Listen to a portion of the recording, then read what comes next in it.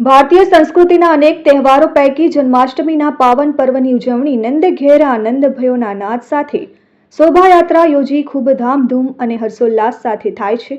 ત્યારે આપણી પરંપરા મુજબ કેશોદમાં પણ આ પાવન પર્વની ઉજવણી સૌના સાથ સહકારથી ખૂબ ભવ્ય રીતે થાય છે।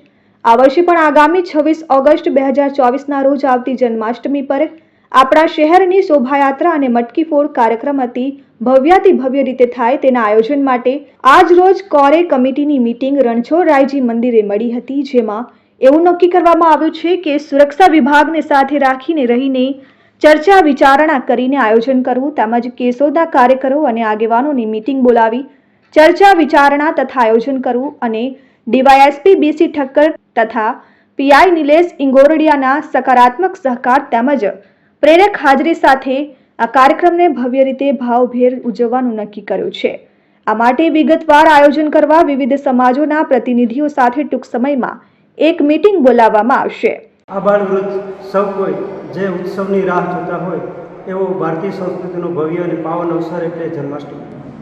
આગામી જન્માષ્ટમી કે જેમનું મુખ્ય આકર્ષણ બાલકૃષ્ણનો જન્મોત્સવ સાથે મટકી ફોડ સાથેની શોભાયાત્રા હોય છે। આ પરંપરાને જાળવી રાખતા કેશોદમાં પણ વર્ષોથી શોભાયાત્રા નીકળે છે અને ખૂબ સારી નીકળે છે।